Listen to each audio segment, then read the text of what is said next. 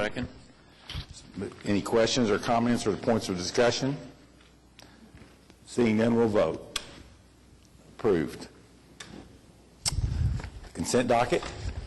Move approval subject to individual consideration. Second. Moved and seconded. Are there any items for individual consideration?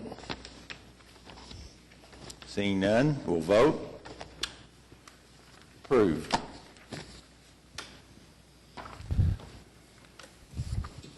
Concurrence docket. Can I ask a motion for approval with individual consideration? So moved. Second. It's been moved and seconded. Any comments for individual consideration? Seeing none, we'll vote. Approved. First item for individual consideration be to ratify and approve addenda 1, 2, 3, and 4, modifying procurement and contracting requirements, technical specifications, and plans, postponing bid opening, listing pre-qualified companies, and answering questions, awarding contract to ASI Construction, LLC, project WC 0864, Atoka Dam and Spillway Rehabilitation, Atoka, Oklahoma, $27,948,808, and approving contracts and bonds. Move approval. It's been moved. Is there a second? Second. It's been moved and seconded. Are there any questions or comments? Seeing none, we'll vote. Approved. Next item for individual consideration be a resolution approving the East Wharf Development, LLC, nominations of Scott Cravens, Chris Browning, Kirk Hall, and Larry Herzl to the East Wharf Development Architecture Review Committee in accordance with the design statement for East Wharf Planned Unit Development, PUD 570A. Is there a motion for approval? Move for approval. It's been moved. Is there a second? Second. Moved and seconded. Any points of discussion or questions? Seeing none, we'll vote. Approved. Finally, amended contract for final financial advisor services with PFM Financial Advisors, LLC, and PFM Solutions, LLC, to add PFM Solutions as a party to the contract for no additional costs. Move approval. It's been moved. It's been moved and seconded. Are there any questions or comments? Seeing none, we'll vote. Approved. Are there any items from trustees?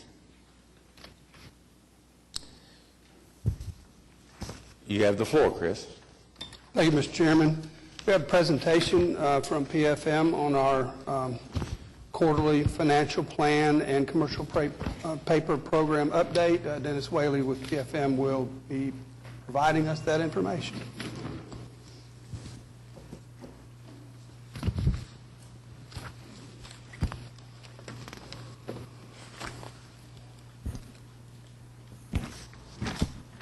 Good afternoon. I'm Dennis Whaley with PFM, along with Jen Arndt, who's taking care of slides. We are the financial advisors to Aquid.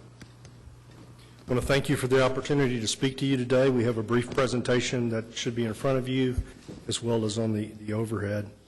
We're going to talk about the financial forecast and an update on the commercial paper program. So we'll start on page 2 with a background, a little short history of the commercial paper program. The program started in 2006 and had a credit limit of $75 million. The program was put in place to provide short-term financing for the CIP and allow you to benefit from borrowing money only on an as-needed basis.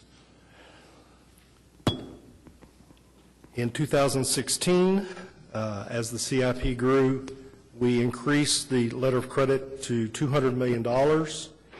In anticipation of the Atoka pipeline project.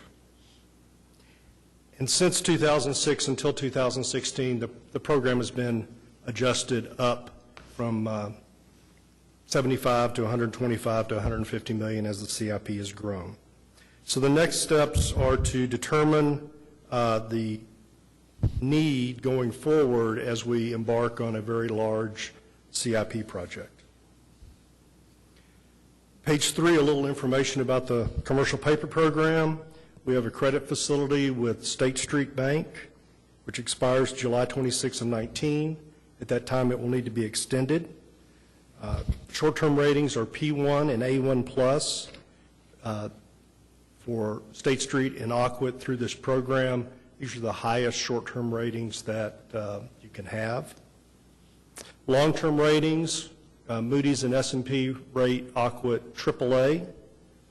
These are also the highest long-term ratings that an entity can have. The rating agencies have commented on the trust's strong financial metrics, the time and effort you put into looking at long-term planning and making sure you are looking at the future and what could happen. They also talk about the strong management and trust oversight of the water utility. And these things speak very highly of the trustees overlooking the water utility, as well as the management and staff of Aquit who spend hours and hours looking at the finances of Aquit. We work very closely with Chris and Brett and Billy and Vanessa on our long-term planning models. And I think as we go through this, you'll find we've put together something that I think will help us through the Atoka Pipeline project. The other parties are the issuing paying agent. Bank First is the trustee bank, and then J.P. Morgan acts as the dealer. So why do we use commercial paper on page 4? Very low borrowing rates. We are not required to have a debt service reserve fund as we are with long-term debt. This reduces interest costs and allows us to borrow money as needed. Currently outstanding is $11 million, which actually rolls on August 3, and it's at 1.64%. Have we seen a trend in the rates? Trend up.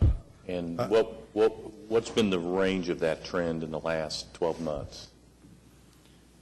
Trending up, and I would say trending up 50 basis points. Okay. I remember when we did these presentations 18 months ago, and I was telling you you were borrowing money at 25 basis points. Right.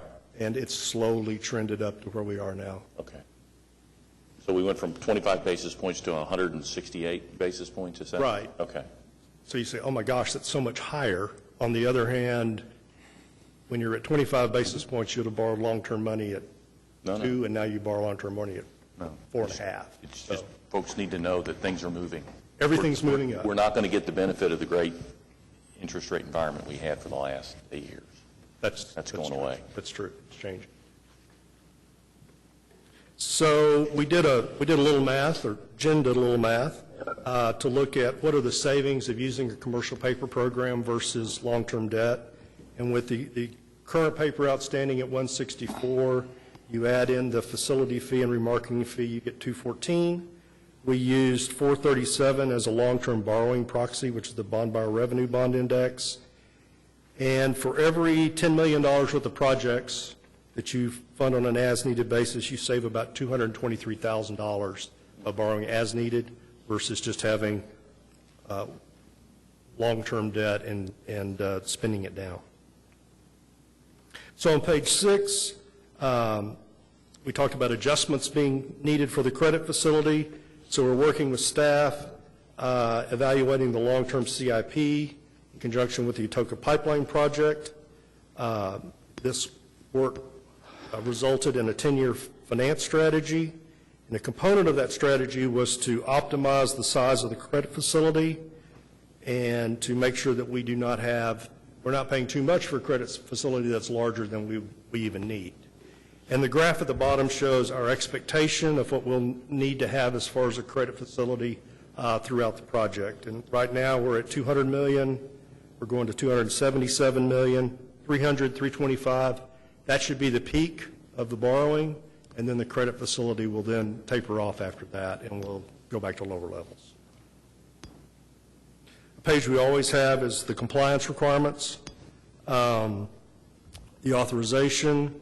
The overall amount authorized by the trust during this period is $400 million. We've previously refunded $55 million, have 11 outstanding, so we have over $300 million left in capacity. That's in compliance. The letter of credit is for $200 million. We have $11 million outstanding. We're certainly in compliance.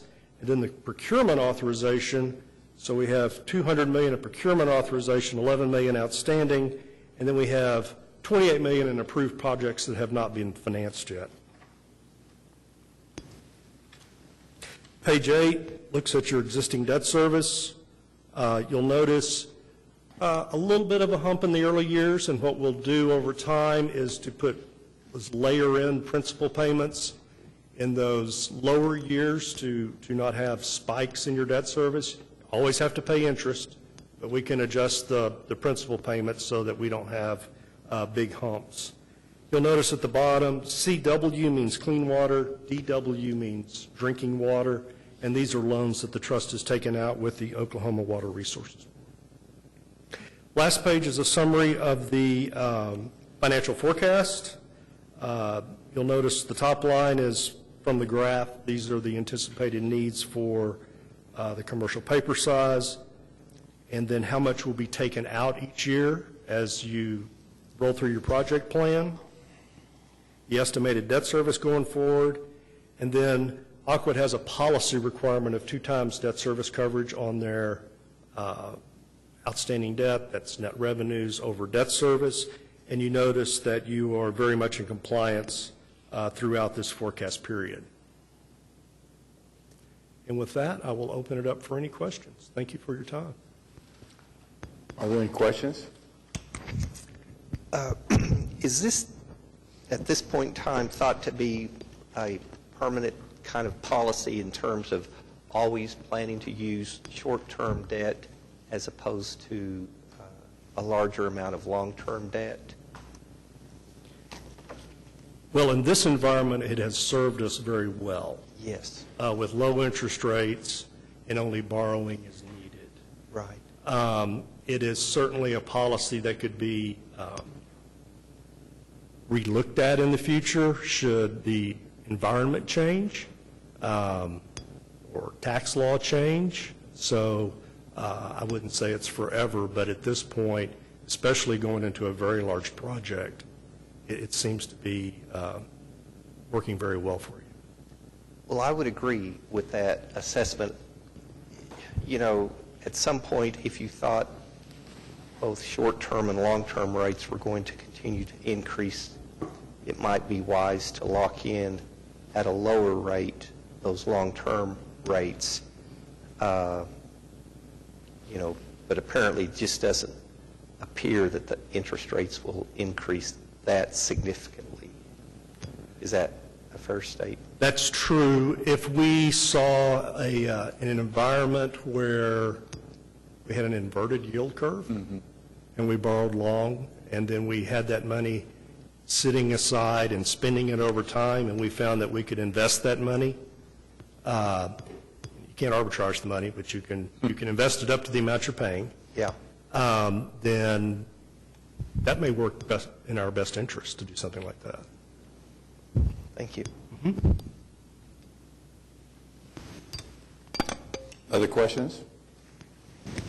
I have one or many other cities doing short-term paper like this versus long-term. Oh, yes. A lot of it's very Yes, much this across is the very board. much Okay. for larger utilities, Yeah. utilities like yourself that have a large ongoing CIP. Any other questions? Thank you. Oh, absolutely. Thank you. Thank you, Dennis. That's all I have, Mr. Chairman. Any citizens to be heard? Seeing none, we're adjourned.